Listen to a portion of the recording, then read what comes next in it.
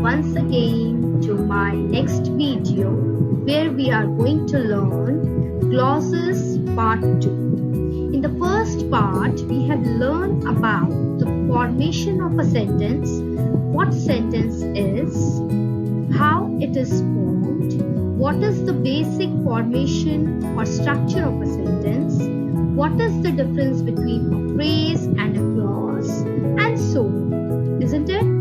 And then further we have discussed about the two types of clauses, that is dependent clause and a subordinate clause. Okay, and I promised you that I'll be back with my next video on the same topic where we will discuss about the types of subordinate clauses. So let us begin with it.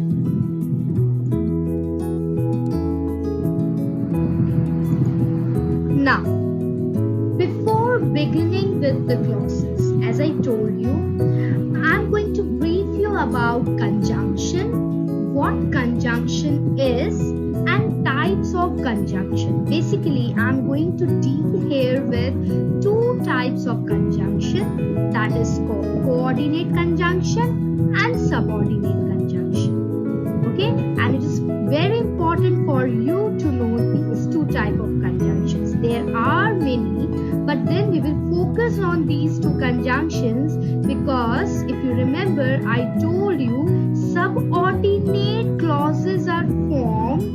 If you remember the pattern, my dear children, subordinate clauses are formed by adding subordinate conjunction to the part of a sentence. So you must know how those dependent clauses are formed, isn't it? So we need subordinate conjunction for that, and you must be able to recognize what subordinate conjunction are. So let us begin. Okay, from the very beginning onwards, when you all have started learning parts of speech, okay, so you all have learned about conjunction. What conjunction is?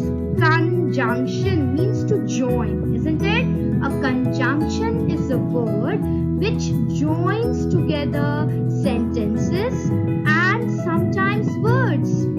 For an example over here, you can just see over here, Balu and Vithal are good bowlers. So, and is a conjunction used over here, and it has joined Balu and Vithal. So, what is the verb of conjunction? As you can see, junction, kan means to join two words or two sentences. The man is poor. So, two words, Balu, proper noun, Vithal, proper noun. It is joined by a conjunction, that is and. Okay, in the next example, you can see over here, the man is poor, but he is honest. Okay, so but is again a conjunction, that is here joining the two sentences. Okay, the man is poor is a separate sentence, he is honest is a separate sentence, but then it is joined by a conjunction, but over here. I hope the function of conjunction is very clear to you. I'm just going to brief you about the two types of conjunctions in my next slide.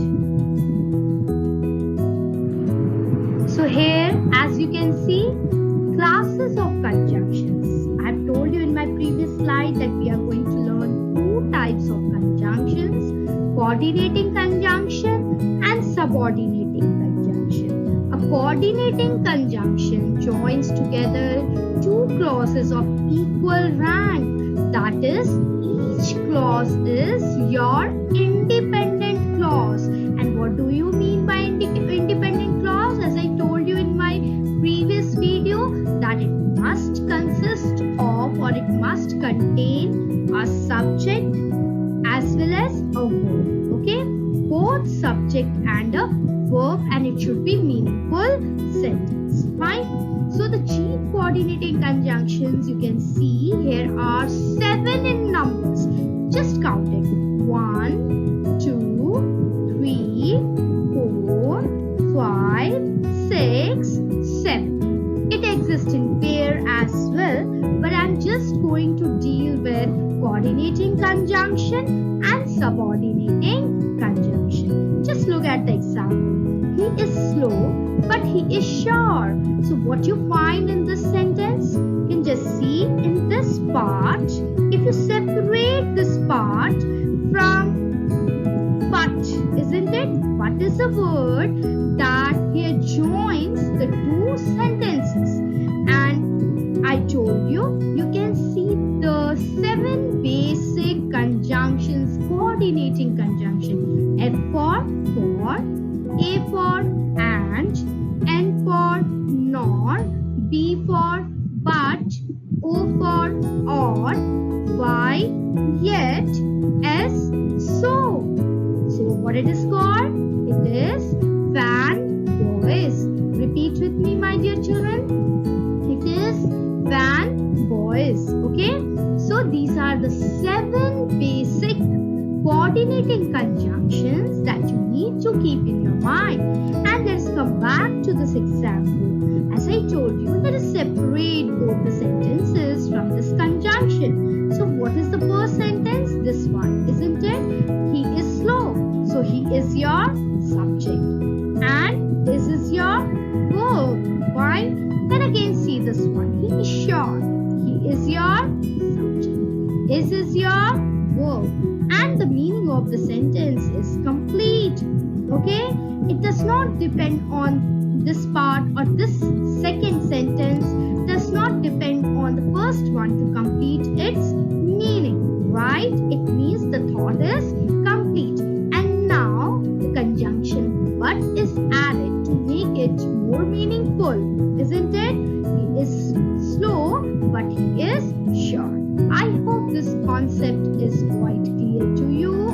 You need to keep in mind, you need to recognize the 7 basic, coordinating conjunction. Let us move on to our next slide and see what subordinating conjunction are, which is very important for all of you to know since you are going to learn clauses, types of subordinate clauses.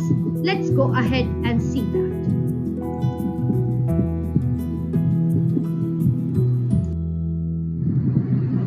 Okay, now just see it. Subordinating conjunction. A subordinating, sub means low, below, isn't it?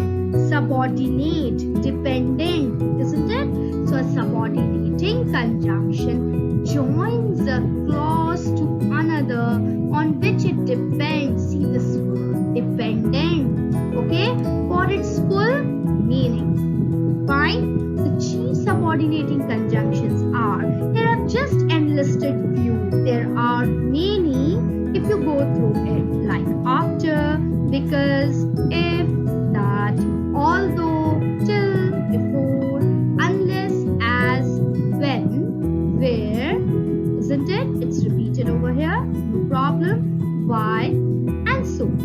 Examples, you will pass if you work hard. Now, you can just see this part of a sentence. You will pass. Full stop. And the meaning is complete. You have a subject, you have a verb in this sentence. It is your independent clause. If you remember my previous video, what I said, when it comes to subordinating conjunction, thought is incomplete. But when it comes to main clause, isn't it? Independent clause, the thought is complete. So subordinating conjunction, the meaning is incomplete. The thought is incomplete. Now just see this part. If you work hard, okay? So it is the conjunction. Remember subordinating conjunction, you, subject, isn't it? And then work hard. Work, okay? Work. So this is the pattern, but if you separate this part from the first part, that is your independent clause, if you work hard, is the meaning complete? Not at all. The thought here is incomplete. The thought is incomplete, my dear children. Okay, so we need to join this part of sentence to the main clause to complete its meaning. You will pass if you work. order to recognize, the first thing you must know is you must be able to identify subordinating conjunctions. Okay, subordinating conjunction. Since you say so, remember the punctuation mark. If the subordinating conjunctions are used at the beginning or are placed at the beginning, okay, there will be a comma after that, followed by your independent clause. Now, suppose if I take this part of a sentence, I must believe it. Definitely the meaning is complete. But if I take this part, this is sentence number 1, and this is your, sorry, this is, let me tell you. Okay, this part. Okay, this is your sentence number 2. Okay, so since you say so, I must believe it. So I must believe it is complete in sense. It is a meaningful sentence. But this part, since you say so, if you separate it from the main clause, the meaning is incomplete. The thought is incomplete. Now, if you add it with the main clause, since you say so, I must believe it. The meaning is quite clear and it is complete. Okay, so I hope now you will be able to recognize subordinating conjunctions and the clauses that we are going to learn one by one. So here in this slide, we are going to learn types of clauses, subordinate clauses. Okay, so as I told you, types of clauses, main or independent clause. This is also called principal clause. Okay, don't get confused. Sometimes you may be asked to recognize principal clause. So don't get confused or flummoxed over there. Okay, main or independent clause is also called principal clause. Then you have subordinating or dependent clause. Okay, subordinating or dependent clause. Further, this subordinate or dependent clause is divided into 3. That is your noun clause, adjective clause, and adverb clause. These 3 clauses definitely are very easy if you know how to recognize noun, which you have learned in your primary classes, adjective, yes, and an adverb.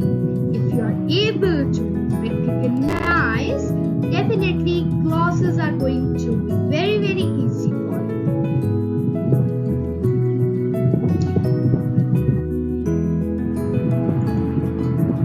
So here in this slide, we are going to learn our first type of subordinate clause, that is noun clause. A dependent clause that functions as a noun in a sentence is called noun clause. Now I hope that all of you know what is a noun, isn't it? What it is?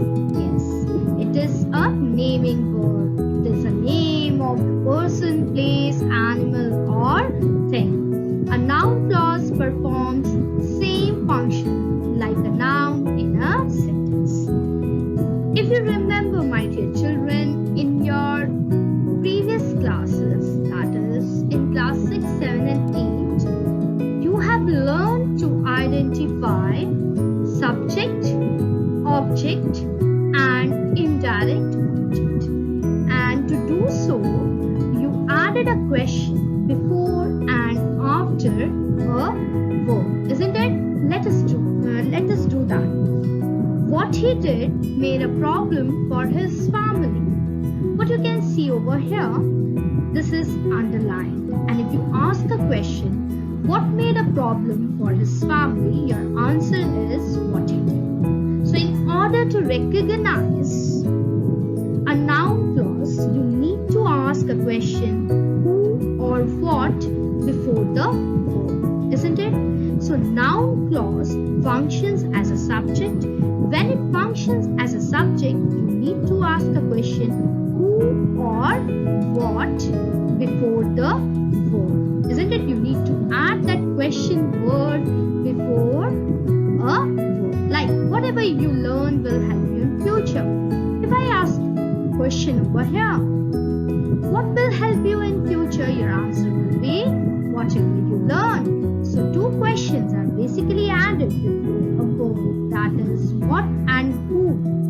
Okay, as per the requirement of the sentence. Okay, you get answer to your question. Fine, and it functions here as a subject. So first thing, what you have learned over here, that noun clause, it consists of a noun or a pronoun and it functions as a subject. So this is also very important. You cannot, yes, subordinating conjunction is always there, as you can see over here, whatever, but then every time, my dear children, you cannot simply see the subordinating conjunction. You can identify. You need to know the function in order to identify and recognize noun clause. So whatever you learn will help you in future. So what will help you in future? Whatever you learn. And this forms your noun clause, which functions as a subject. Noun clause as a subject. So let's come back to the first example over here. In above sentence, the clause what he did functions as a noun, hence it is a noun clause, isn't it? You can just see this question over here. What he did functions as a noun, isn't it? You need to ask a question. What made a problem for his family? What he did. A noun clause works as a noun that acts as a subject, object, or predicate in a sentence, as I told you. A noun clause starts with the verb that, what, whatever, who, whoever, whom, isn't it? So that is also used in relative clauses, that is adjective clauses. So you must know the function of noun clause, how it functions, and then only you will be able to identify or recognize. So I have explained you the first function, that is noun clause functions as a subject, and how you are going to identify that. Next is your noun clause as an object. He knows that he will pass the test. Okay, he knows that he will pass the test. I can see he knows what, as I told you, you have to ask a question before and adding question word before and after verb. So here in subject before the verb. In case of object, if you need to identify noun clause as object, so after the verb. So he knows what? Yes, your answer will be that he will pass the test. That he will pass the test, and here you see that noun clause functions as an object. I hope this is clear to you. Let's move on to the next function of the noun clause. That man, whoever is he, tried to steal some library books. As soon as you see the subordinating conjunction, definitely you get a hint that this part of the sentence would be your noun clause, isn't it? But what is this appositive? You need to know this. An appositive is a word, phrase, or a clause that modifies or explains another noun phrase in a sentence. That is that man. Very close to its meaning. Okay, like here, that man, whoever is he, tried to steal some library books. Fine. So you can just see whoever is he shows the relation, isn't it? It explains, okay, the relation of that man with this stolen library. So you can see a positive is a word, phrase, or a clause that modifies, make changes, or explains another noun. Next you can see over here the problem, that the storm knocked out power. So this part of the sentence explains is more about, it modifies the problem, isn't it? The problem is your noun. It's affecting the entire town. So it is functioning as appositives. Okay. So as I have already explained you, what are appositives? So an appositive is a word, phrase, or a clause. So this is a clause, isn't it? You can see that it's separated by comma, and it very well explains this more about the noun, or it modifies the noun, the problem, isn't it? So here, this part of the sentence is your noun clause that functions as an appositive. Let us go to the next example. Okay, I want to play with whoever is a good sport. Definitely, if you see the subordinating conjunction, you come to conclusion that, oh, this part is your clause and this is your noun clause, isn't it? This part is your clause, definitely, but which clause? That you need to know. So first we have learned that it functions as subject. Next, it functions as object. Next, appositives. Okay. Next is your object of preposition. Very easy, my dear children. So this part, the subordinating conjunction, or this part of a sentence will always receive your preposition. Okay. This part of a sentence, that is your object, will always receive your preposition. So it is your preposition. So it is functioning as object of a preposition over here. Now, noun clause complement. What is this complement? Let us know first of all. So, a complement restates or gives more information, additional information about a noun. It always follows a state of being verb. Very, very important. Like is, are, am, will. See, be form is are, am, isn't it? Will, be, was, were. So these are the form of be, and you'll find that the complement, the noun clause complement, will always follow this form. Okay, will always follow this be form, and it also restates or gives more information about the noun. So this is very important. So we have learned that noun clause functions as a subject, noun clause functions as an object, then as appositives. Okay, then object of a preposition, very important. Then noun clause, at last we have read that it functions as a complement. Fine. So as you can see over here, the winner will be whoever gets the most votes. Okay, so will be, you can see be is over there, and it is followed by this part of a sentence. So this becomes your complement. Okay, so here, what is the noun over here? The winner. Here the noun clause is a complement because it tells more about the winner. Okay, the winner will be whoever gets the most. So this part of a sentence is your noun clause complement, or a noun clause you can say, as it tells us more about the winner, and it is being followed by the form of the verb. I hope this part is clear. You practice at home. I have given you the examples also. Very easy. If you know how to identify noun, and if you know what is noun, definitely you will be able to identify subject. Okay, as you have learned in your previous classes also, to identify subject and object in a sentence, indirect object, appositives I have explained you over here. So it functions as appositive, then object of preposition, noun clause, complement. So now next type of clause that we are going to learn is adjective clause. Adjective clause is also called relative clauses. Okay, relative clauses. And as we all know the function of adjective, if I ask you the question, what is an adjective? Definitely your answer will be, yes ma'am, it is a describing word. Definitely it modifies noun or pronoun. It tells us something more about noun or pronoun. Okay, so here in this case it is a dependent clause that functions as an adjective. If you know the parts of speech, if you are well versed with parts of speech, then it would be quite easy. Okay, I've made the things easier for you over here so that you can understand what is noun clause, what is an adjective clause, as well as an adverb clause. Okay, so a dependent clause that functions as an adjective in a sentence is called adjective clause. An adjective clause works like adjective in a sentence. The function of an adjective is to modify or describe a noun or pronoun. As an example, he wears a shirt which looks nice. Okay, so you can just see here which is your subordinating conjunction, definitely. And as you see this, it describes what, which. If you replace it, stands for what? It stands for shirt, isn't it? It's modifying shirt. It tells us more about, shirt, which is a noun. So the clause which looks nice in above sentence is an adjective clause because it modifies noun shirt in the sentence.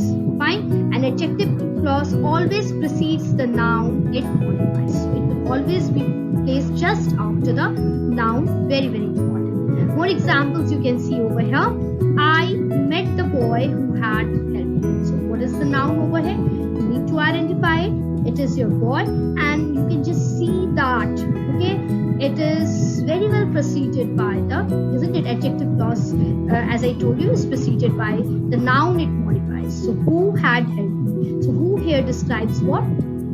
Boy, isn't it? Subordinating conjunction, so definitely it these all are, also called your relative pronouns. And you can just see I've given you the examples also, that, who, whose, which, or whose, and is are also relative clause. Okay, so adjective clause begins with relative pronouns, which I have given over here. Okay, and these are also called relative clause. Okay, adjective clauses are also called relative clause. So adjective clauses can be restrictive clauses or non-restrictive clauses, that I'll explain you, and I've explained that thing in very easy way. Okay, there will be no problem, but first of all you must know how to recognize or identify adjective clause, and you must know the function that it performs or does, that is, it works as an adjective. Okay, so here more examples I've given you, like just let us go through the examples one by one. An apple that smells bad is rotten, isn't it? Is rotten. So that here stands for an apple, so that smells bad is rotten is this part of a sentence, and this is called your relative clause. The book which I like is helpful in preparation for test. So which I like is helpful in preparation for test is your, what is your relative clause. The house where I live consists of 4 rooms. Where I live consists of 4 rooms. Your relative clause. The person who was shouting needed. So this part of a sentence again is your relative clause, because who here stands for what? The person. It modifies and it tells us more about the person, isn't it? That who was shouting needed. I hope this part is clear to you. Okay. Now here I have given you the chart of relative pronouns which is used, okay, in adjective clauses, so that you can easily identify it. Relative pronouns introduces relative clause, isn't it? The most common relative pronouns are who, whose, which, that. As I've told you, and I've mentioned the functions also, the relative pronouns we use depends on what we are referring to and the type of relative clauses. So it is very easy again, once again, who, as I told you, people and sometimes pet animals. When it is personified, which, animals and things, that, people, animals and things. Informal, whose, possessive meaning for people and animals, usually sometimes for things in formal situations. Whom, people in formal styles or in writing, often with a preposition, rarely in conversation, used instead of who if who is the object. So these are the pronouns, relative pronouns, that are used to form what? Adjective clauses or relative clauses. Since relative pronouns are used to form the relative clauses, that's the reason it is called relative pronouns. Now, as I have told you, adjective clauses are divided into 2: restrictive clauses, which is also called essential clauses. Again, that's called defining clauses. I have written these 3 terms for you because I'll tell you why. If you refer one or other book, you will somewhere find that adjective clause is divided into 2, that is restrictive clause or non-restrictive clause. Somewhere it is written essential clause, non-essential clause. Somewhere defining clause or non-defining clause. So my dear children, it is the same thing. Okay, you may call it an essential clause, you may call it a defining clause, no issues. All the 3 clauses, all the 3 names are same, isn't it? So restrictive clause is also called essential clause is also called defining clause. Okay, so non-restrictive clauses are also called non-essential clause, and it's also called non-defining clause. So let us begin with it. As you can see, the word restrictive clause, it's very, very important. It means it's very, very essential, and it is essential and defines the other part of a sentence, and it is very important to complete the meaning of a sentence. So it means that it cannot be removed. Okay, it is very important, isn't it? Something in your life is very important. Okay, it cannot be removed. Fine. So likewise in this clause, in this sentence, okay, as I told you, subordinating clauses are part of a sentence. Okay, and it requires independent clauses to complete its meaning. So definitely, as you can see over here, information included in an adjective clause is important. Okay, in this clause, restrictive clause is very important. It is very essential. Okay, sentence would not hold the meaning without this clause. For an example, you can see over here, I don't like children who eat ice cream with their hands. So here the meaning is quite clear that the person does not like children who eat ice cream with their hands. Okay, so it's very clear. Suppose if I remove this part of a sentence, that is who eat ice cream. Okay, just watch and observe the difference between the meaning of the sentence with this relative clause and without the relative clause, and think both the sentences have the same meaning? Just let us find out. I don't like children with their hands. No, it is quite different from the sentence I don't like children who eat ice cream with their hands. Okay, so if we remove this part of a sentence, okay, the meaning of the sentence is quite altered and changed.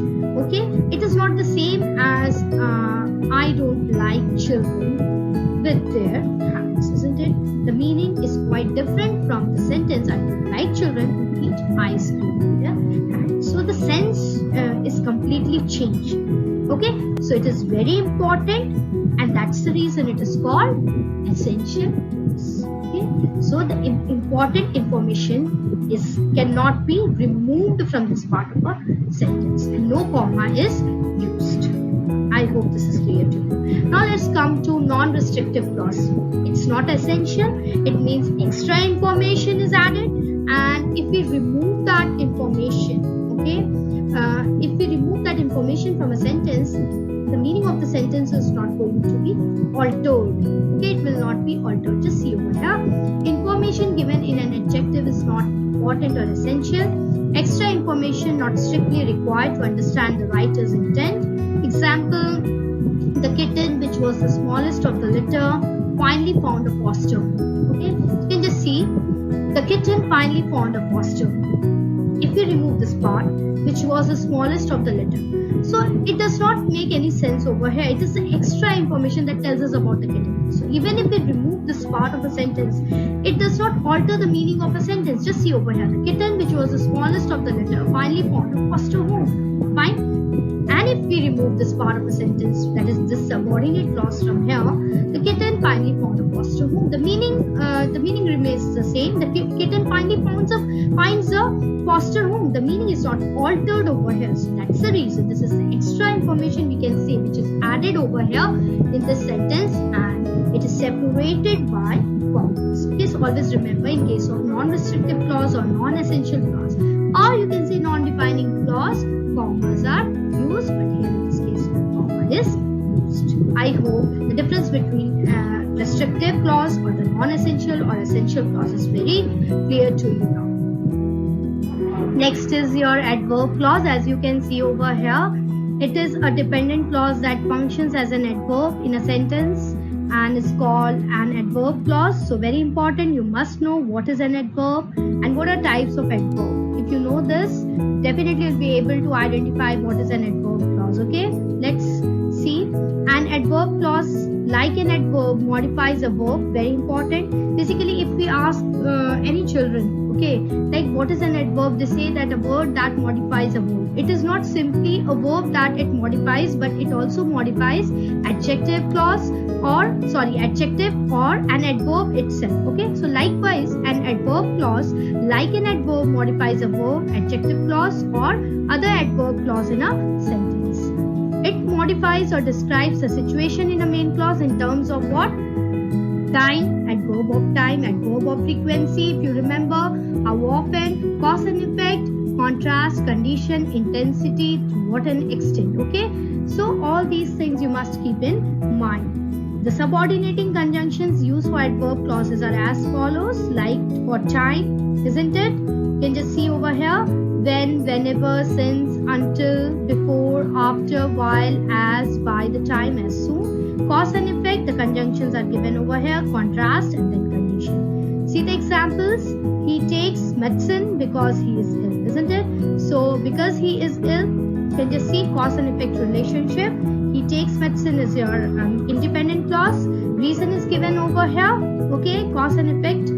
What conjunction? Subordinating conjunction, and this is your adverb clause. Okay, adverb clause of cause and effect, or simply you can say adverb clause.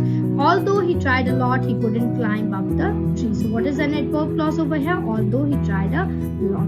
Unless you study hard, isn't it? Unless you study hard for the test, fine, you cannot pass it. So there's a condition, fine. So adverb clause of condition. So likewise, in this way you can identify adverb clauses. So must be able to identify first of all noun for noun clause, adjective for adjective clause, and what is its function, what is the function of noun clause, how it functions, and then you'll be able to identify find the noun clauses, adjective clause, and then adverb clause. As you can see over here, because the subordinator is always the first word of an adverb clause, you can identify the adverb clause very easily. And what is the difference between, there's always a difference between adverb clause and noun clause. You cannot simply see the subordinating conjunction you can just say like it is a noun clause or it is an adverb clause. No, my dear children, you must go through the functions also. Okay, as I've told you what noun clauses functions as, and then it will be quite easy for you to identify noun clauses.